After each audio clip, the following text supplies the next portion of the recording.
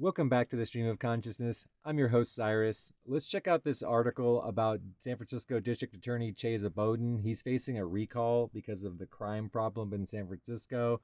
He claims that anyone who thinks there's a crime problem is spreading the big lie.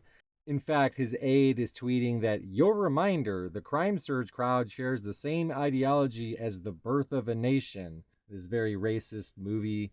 So they're just in full denial mode that San Francisco crime is increasing, even though the data clearly shows that it is. So let's take a look at this big liar, according to them. His name is Rafael Gutierrez. He's a Target security guard. He's saying somebody is going to get hurt. He works at the Target at 4th and Mission, and he quit, saying, "I can't risk my life. I can't risk a coworker's life, and I feel guilty about that. I want to be able to sleep at night.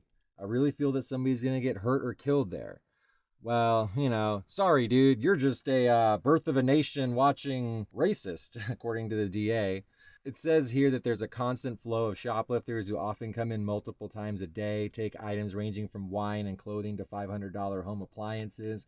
This isn't petty crime, guys. This is organized retail crime here. It says that we're talking about professional shoplifters that steal, sometimes up to $10,000 a day from downtown San Francisco stores, and sell that through a network of criminal organizations, said Ben Dugan, director of organized retail crime at CVS, and obviously another delusional racist.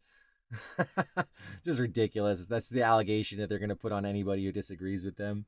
Look here, it says, at a May hearing, a representative from Walgreens told the San Francisco Board of Supervisors that the company spends $10 million per year on security in the city, 35 times higher than the average of its stores across the country. Walgreens workers receive 30 times more threats than the national average, according to the company. And what does that feel like in person? Gutierrez says, everyone's scared. Customers are scared. My supervisor called the police. The police didn't come until an hour later, and they didn't get a report. So, even the data is sort of suspect. The data which is showing that crime is going up is incomplete because people are just sort of throwing their hands up, both the police and the public. So the situation's a real problem here. We can't just blame every problem we have on, Trumpers or whatever that they're trying to do. This is San Francisco. There's not a lot of Trump supporters there, okay? So we're going to have to take some accountability for what's happening in the city. We're going to have to make some changes. We're talking about trying to uplift those who are in marginalized communities. Well, they rely on these businesses. They rely on these jobs. And they rely on safety and security just to live their lives. The people and the businesses in these communities are not going to do very well without security, okay? I know we're looking for new ways to address crime. At the same time, we can't just give up on defending people in need. And, it's easy to look at Target as just some faceless organization.